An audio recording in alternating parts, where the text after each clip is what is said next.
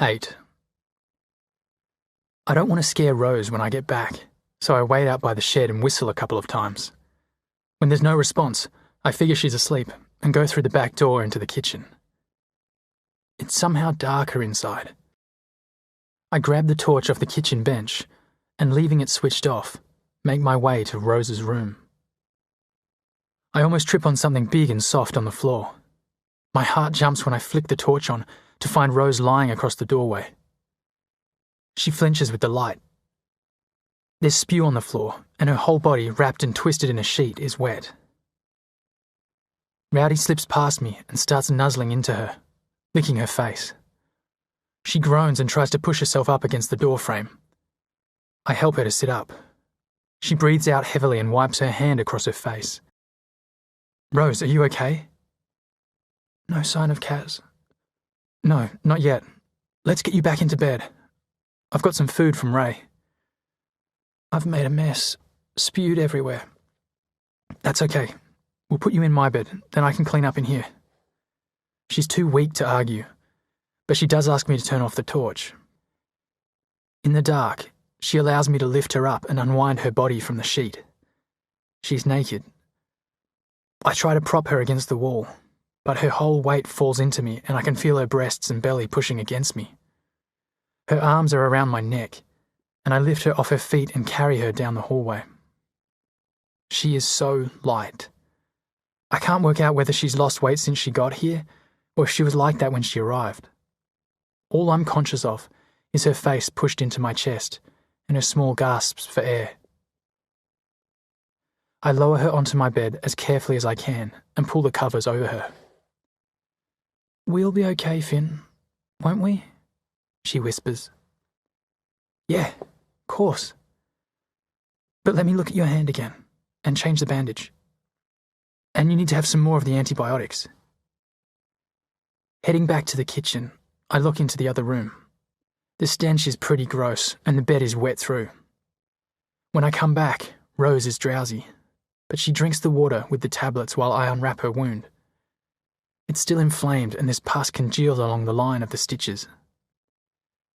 "You'd make a great nurse," she murmurs, and attempts to smile as I begin to clean it. I don't think it's any worse. The antibiotics might be starting to kick in. Hope so.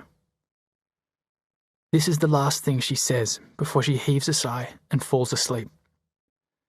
She's got the sheet pulled up to her chin, and her hair, all knotted and tangled, spreads across the pillow. I want to touch her face, but she looks so peaceful and calm that I leave her and go start the tidy up. It takes a while to strip the bed, clean the floor and mop up. I'm stuffed after everything that's happened today, until I remember the chicken. I need to deal with it while it's fresh. It's a long and dirty job, and it's getting on by the time I finish. Finally, I give in to the exhaustion. The empty room still smells like spew, so I drag the mattress in next to Rose and lay it on the floor. I convince myself I need to be here if she wakes up, but really, I just want to lie and listen to her breathing. I'm woken in the morning by something sharp sticking into my ribs. I roll over, but there's something on the other side too. I open my eyes. Rose is looking down from her bed. "When did you start growing feathers?" she says, grinning. "What?" I sit up, and I'm covered in little feathers from plucking the chicken in the dark last night. I brush them off as best I can. "How are you feeling?" I ask. "Bit better, I think," she says. "Tired." There's colour in her face and her eyes look brighter. "What happened yesterday?" she asks. "And where'd all those feathers come from?" Now I grin. "Ray. He gave us a chicken. He wants to meet you, wants to help us if he can. He can't travel, but as soon as you get well enough, we'll go out and visit him." "Chicken? A real chicken?" "No, a rubber one, with feathers." This makes her laugh. "You're an idiot." And more than anything else, more than the antibiotics and the chicken and Ray's offer to help, this laugh makes me think she's going to be okay. We are going to be okay. She's weak, and I can see her arm is still swollen, but it's like something has turned. She lies back on the pillow and I think she's gone to sleep again. But when I get up, her eyes are open. She's staring at the ceiling. "I dreamed of Kaz last night," she says. "She was here, safe with us. We'll find her. I promise." I'm so weak I'd only slow you down. I was thinking, maybe you could go and look for her on your own. You'll have a better chance of finding her. In a day or so, I'll be able to look after myself here. There's enough food. I sit on the edge of the bed. But what if the wilders come? You won't be able to run or defend yourself. We have to take that chance. Kaz has been on her own out there for 3 days now. Not on her own, remember? She's got someone with her. Rose snorts. Yeah, another kid. There'll be no help against Ramage. It's hard to argue with her logic. She would slow me down, and there's every chance the infection can come back if she doesn't rest. I know the country this side of Pinchgut Junction well enough to stay off the roads.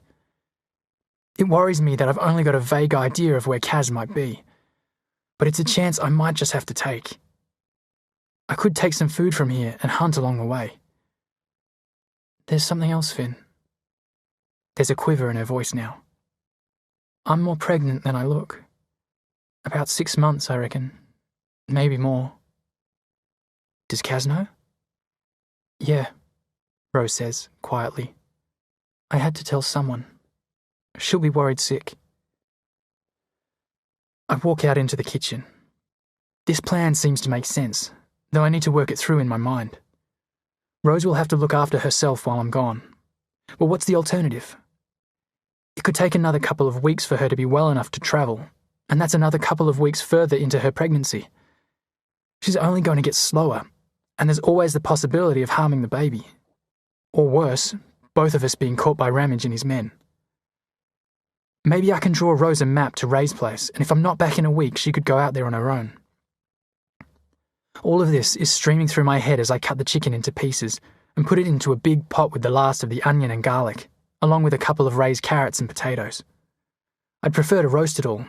I can't remember when I last had roast chicken, but I know the soup will be easier for Rose to eat, and if I go ahead with the plan, I can take some of the meat with me. Once I've turned the gas on and set it to cooking, I look in on Rose. She's sleeping. The sun is coming in through a crack in the curtains, and it's spilling across the bed. She's got one shoulder out of the sheets now, and the sun catches the little hairs on the back of her neck. The smell of soup soon fills the house. I sit back at the table and put my head on my arms. I must doze for a few minutes because the next thing I know, Rose, wrapped in a sheet, is shaking me. She puts her fingers to her lips. Shh, listen. At first, all I can hear is the wind in the trees. But then, when it dies down for a few seconds, I hear the unmistakable sound of a motor. A trail bike. Not revving out, just putting along, like they're taking their time, checking things out. The first thing I do is turn the gas off and put the pot with the chicken into the bottom cupboard. If we can smell it in here, they might be able to smell it out there as well. Then I draw all the blinds. Rose has the same look on her face as when she had when I first saw her on the beach. Fear and anger rolled into one.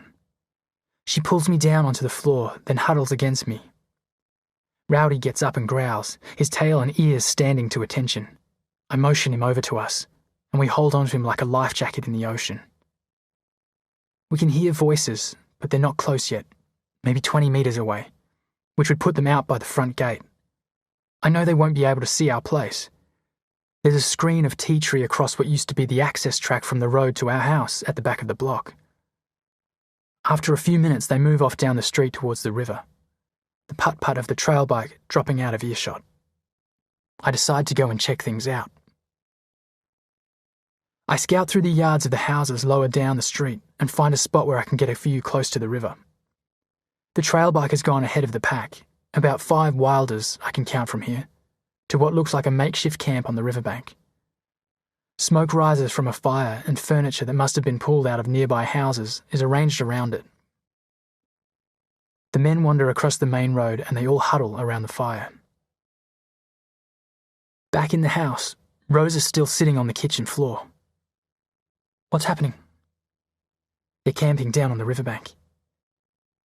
Her shoulders slump forward as another glimmer of hope is snuffed out. I try to stay positive, though I know this is a disaster. We can't stay here, and I can't leave Rose. The Wilders will eventually find us and our stores. It's my fault, she says. I've brought you too much trouble already. Maybe I should just hand myself in and go back to Longley with them. Give up, you mean? I don't intend it to sound so aggressive. She sticks her chin out, and some of the defiance returns to her eyes. If things are going to fuck up, I say, let's at least make it hard for them. She smiles at this. So, the first thing, I say, is to finish cooking the chicken. But I have to check the wind first. The northwesterly has picked up, meaning the smell of the cooking will be pushed away from the riverbank where the Wilders are camped. I get the pot out of the cupboard, put it back on the stove and light the jets. My mind is racing, trying to see a way that will keep Rose safe, get the Wilders to leave, and give me the chance to find Kaz. But it's Rose, sitting up at the table again, who speaks first. The trail bike, she says. That's the problem. Without that, you could outrun them, lead them away from town. You need to get them to follow you, but they have to be on foot like you. Not on foot. I can't believe I haven't thought of it before. I've got my mountain bike back at our old house. In the shed, I haven't used it because I never needed to go far and it was useless for hunting. If we can damage the trail bike in some way, I can easily outrun them. They must have petrol somewhere to keep it running. I know there's none in town. Probably up on the farms, says Rose. They all had their own tanks, mostly diesel for the tractors, but they would have had another storage for running the farm bikes. The hay shed. What about it? There were red containers up there. Jerry cans. That must be where they're storing it. If I can get to them, they'll have no fuel to run it. This is about as much as Rose has energy for. I help her up and get her back to the bedroom where she crawls under the blanket. I'll wake you up when the soup's ready, I say, although I'm sure she's already asleep. Sometimes, decisions are made for you.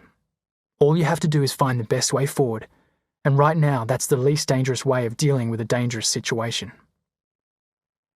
I know that I have to get up to the hay shed as quick as I can, before they have a chance to refuel. But first, I need to get my bike from our old place. I'm not going to risk moving out in the open while it's light, so I'll have to wait until tonight. Over the next few hours, while Rose sleeps, I set up the place so she can get by here on her own. Bring food in from the store, pump water into the header tank, and make sure the gas bottle is full. I need to get my stuff ready too. The backpack with some supplies, matches, a knife, cans of beans, a map, some rope, and a sleeping bag. It'll be a lot to carry on the bike, but I'll just have to find a way. I've been so busy I've almost forgotten about the chicken. I break up the meat into the stock and add a little bit more salt and pepper. It will be easier for Rose to drink it, so I ladle it into a cup and take it into her. You know how to keep a girl waiting, she says, grinning. I've been lying here smelling that chicken for hours. She sits up in the bed, plumping the pillow behind her. I still can't believe it, she says. Real chicken. I want to joke with her again, but I'm too preoccupied with what I need to do. So, what's the plan? She says between mouthfuls. I try to keep it simple. I want her to believe it's possible. To be honest, I need to believe it's possible too. I'm going to get my bike soon and bring it back here. I'm packed and ready to go, so I'll check out the Wilders' camp first, then ride up to the hay shed. I take a big breath here, because this is where it gets risky. I need to get them to follow me, to have them think we're both trying to escape north, so they'll abandon their camp and try to track us. I'll sleep up near the hay shed, and in the morning I'm going to set it on fire, petrol and all. They'll see the smoke and come running. I stop there to see her reaction. Her eyes widen, but whether it's the fever or tiredness, or even that she sees it's a good idea, she just nods and goes back to sipping at her soup. As soon as I've lit the place up, I'll ride towards Pinchgut Junction. There's no guarantee they'll follow, but I'm hoping they'll head that way too, because they'll need to find more fuel. They might leave someone here to guard their camp, so you'll have to be careful. Stay inside. I'm going to leave Rowdy with you. He'll warn you if there's trouble. I've got no idea how long I'll be gone, so I've drawn you a map to Ray's place. It's hidden under the sink in the old flour tin. Keep it safe and destroy it when you've used it. I'm leaving you the bow and arrows too. If I'm not back in a week and you're well enough, go out to Ray's and stay there with him. There's food in the kitchen and some honey from Ray. Mix it with hot water. Keep taking the antibiotics and change the bandage every day. I've torn up a sheet and the pieces are in the lounge room on the chair. I stop to draw breath, and to give her time to say something, anything, to convince me it's not the stupidest plan she's ever heard. She's almost finished her soup, and I can see a little bit of colour returning to her cheeks. I don't deserve this, Finn. You deserve a chance, I say. I always worried about Wilders coming and changing everything, but I never thought there'd be someone else on my side, someone I'd want to fight for. I've said more than I meant to, and it sounds like something out of a war movie.